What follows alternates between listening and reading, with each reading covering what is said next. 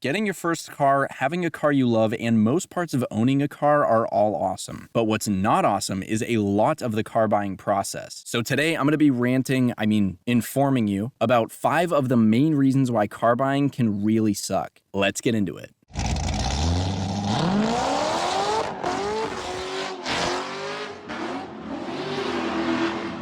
Here's a quick disclaimer for this video because I don't want to sound all doom and gloom, but this is real stuff. Let me know which of these is the worst one or if there's something I missed, and vigorously poking the like button if you enjoy is always appreciated. As reason numero A why car buying sucks, we'll start with a lighter one: all the extra damn steps and costs. This varies by state, so if you don't have to deal with this, just be thankful and probably never move. Where I live, we gotta fill out this and that form and that square, and if that one box wasn't signed to just the right quarter of an inch, then the whole thing's void. Then we get to pay $60 to register it every 2 years, pay $75 for some dude to print out a new green piece of paper with our name on it specifically, and get it stamped by whoever if your insurance isn't hip enough to have an online form to give out insurance stamps. We get to pay scam tax, or what other people call sales tax, on a car that's probably had like 4 people pay sales tax on it before. By the way, you've also got to pay every year just because your car's got some value to it. Just because you have a little means you should give them a little. And as the most painful part, when you're just trying to hand your money over to these people who told you they're gonna milk every last penny out of you, you'll be stuck in line for around 3 business days listening to that one old person's ringtone blaring every 30 seconds like...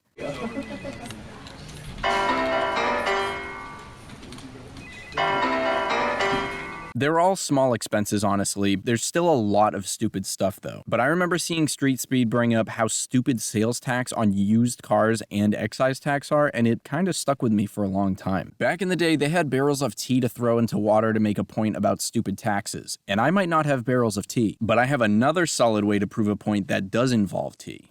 Teabagging.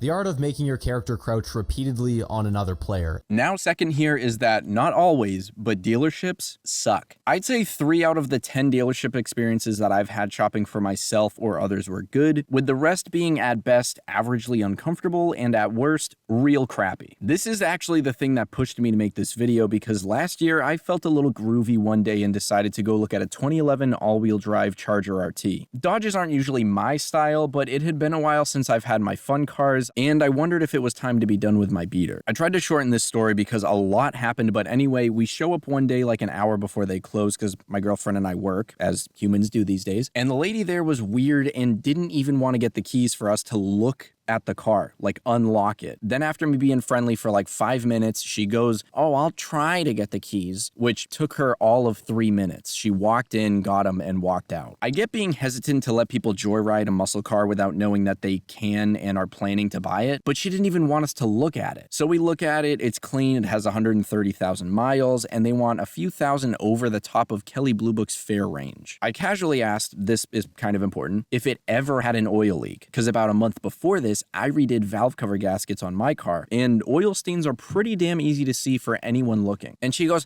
no, they totally go through all these cars, they look at everything, and they're really mint, and this car's got low miles on it. It's in perfect shape.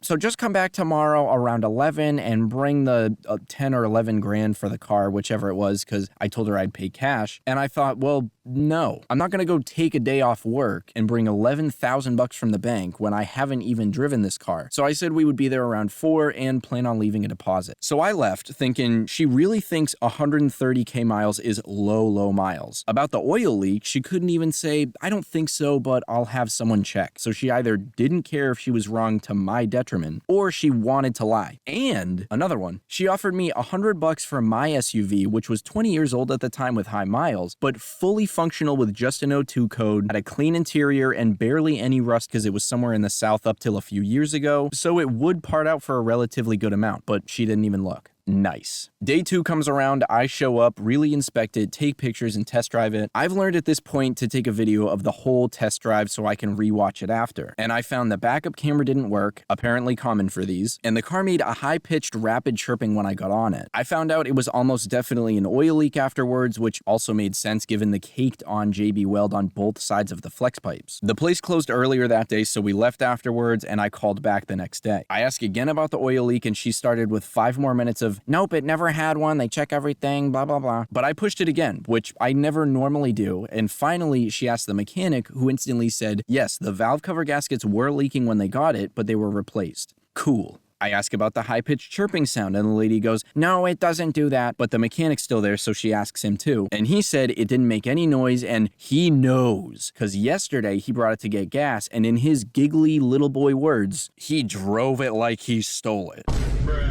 I don't really know how that didn't make me drain my accounts to give them whatever money they wanted at that point, but I still held off. Something in me said to wait. And since I was getting sick of their BS at this point, I told them I could send them a video if it would help. They both pause. The lady goes back with her classic, they go through the whole thing, they check every... I then ask about the backup camera, and I got the same stupid bot response. Sensing that this was not going anywhere, I offered, I think, $900 under their asking price, and I said that they could leave the issues that the car had. And she interrupts me again to go on forever about how people buy multiple cars from them and they've got many great reviews, so they must be doing something right, and it's in great shape with, again, low miles. And then after all this, still tells me to go by tomorrow around noon with the cash for the car. I said in that case, I'm all set. Did I inspect this car a little harder than their typical customer? Probably. There's a great chance of that. But everyone should get to do that because you're spending your own damn money on their product. So you should get to know everything that they know about the car. But the other reason why I didn't just walk away sooner is I hate when assholes leave a situation thinking that they nailed it and they're good to do the same exact thing again to someone else. If someone didn't inspect this car like I did and they're not comfortable fixing stuff themselves, they might end up spending another $1,000 on an already overpriced car because this lady couldn't acknowledge easily visible issues. So later that day, petty me, I emailed them 4 clips with only a subject, charger issues, 3 videos of the clear exhaust sound, and one of me, without planning this at the time, putting the car in reverse, seeing that the screen was black, and saying something to my girlfriend like, did you record this? It's in reverse and the screen's off.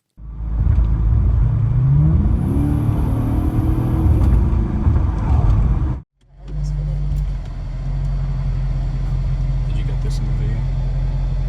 It's in reverse. Needless to say, I got no response, and I was blown away that she still kept expecting me to pay the asking price when I knew there were these issues. And they weren't huge problems, but if you tell someone it has no issues, there should be no issues. I also wondered if they're this shitty when they want someone's money and have a car to sell, how do they treat people who find issues right after they buy a car from them and try to get a little help for it? Anyway, next on the list is rolling the dice when buying any car and learning all its issues after you buy it. This is partially uncontrollable, and just how car buying works for anything that you can't inspect ahead of time. Every car has its own quirks and stuff, and one way to help this is to find forums and videos on the specific year and trim you're thinking of buying, or at least knowing a good amount about that car before you buy it. I don't believe people when they say, this one car is always unreliable, because in most cases, it's all about how that car was treated and maintained, except for the god-awful 2012 and newer Focus transmissions, but that's besides the point. What'd I do? But in reality, specific research can help you be more comfortable and make better decisions. It's also better knowing the pros and cons of a car from other owners rather than from the 80% of people on Reddit who tell everyone, only buy a Corolla or an Accord because they're the only reliable cars. Related to the Charger story, I've got through enough car buying cycles to know it's very easy to get caught up in the excitement. Then after seeing the car and maybe even making a deal, you remember 10 things you forgot to check. So now I've got a reasonable list when I'm inspecting something so I can actually feel good about whatever I'm buying. And I encourage everyone else to take their time and not feel pressured. If someone selling a car gets pissy and doesn't want to let you take your time, within reason obviously, I'm not just talking about stupid time, to look at the thing that they want your thousands of dollars for, odds are you shouldn't buy from them anyway. Your mechanic abilities and research definitely helps this, but the other reality is you only truly get to know a car's quirks from owning it. As the 4th point here, negotiating is not fun. I don't care how many videos you watch of Grant Cardone telling you how to win any negotiation or buy a house today for $5. For most of the population, it's awkward as hell. Maybe I'm saying this because I don't like it, but I'd bet it's true. I can't exactly point to what usually makes it uncomfortable, but it's definitely worse when the person gives you nothing back conversation-wise by the time you start talking money. Negotiating with someone who's really chill who you were just talking with for 20 minutes can be totally fine, and it's just more casual conversation. But when someone's either awkward or taking the whole thing way too seriously and thinks they hold all the power and need to take advantage of that, that's when it gets really weird. $1,500 off the price right now,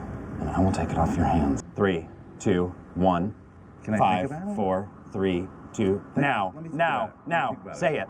Do it I'm now. thinking about Do it. it now. I'm thinking. Do it. Shake my hand. For the last reason why car buying sucks, I don't want to be one more person limping around whining, and cars are all too expensive. Especially because most of those people will also go buy a $30K car with $600 payments like a week later. So instead of most car prices are stupid, I'll say most car prices are not what they used to be. I'm not even that old, I'm 25, and I can still say I remember the days when people could go out and find a $1,000 car within 15 miles in less than a week that would just say, not pretty but reliable. But now, way too many people want ridiculous money for stuff with like 200,000 miles on it. I know most people might say, well, newer cars will last longer, but I very much believe well cared for cars from before like 2012 will outlast a lot of the stuff made today, since now it's all about consumerism. I think I've touched on this before, but if you think about it, if manufacturers wanted to make a fully reliable car, they'd use everything they learned from those specific bulletproof engines or transmissions that have popped up in the past to make stuff. But we all know that doesn't happen. I also hate to break this to some people selling cars, but anything with over, I'd even say 100,000 miles, doesn't have very low miles. I've recommended a ton of cheap, good deal cars with over 100,000 miles. Many cars will reach way more miles than that, and it can have great miles for the age, but that just isn't low miles. I went looking for a good example because the other day I saw something with 130,000 miles and the listing description started with like new.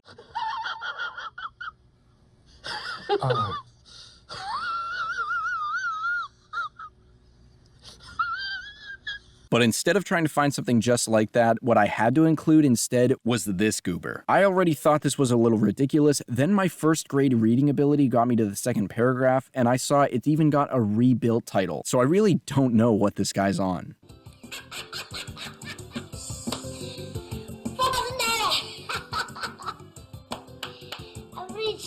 Let me know what your worst car buying or selling experience was. I really do love reading good stories in the comments, or if I missed any good ones here. As always, I hope you enjoyed. Thank you very much for watching. I'll see you in the next one. Have a great day.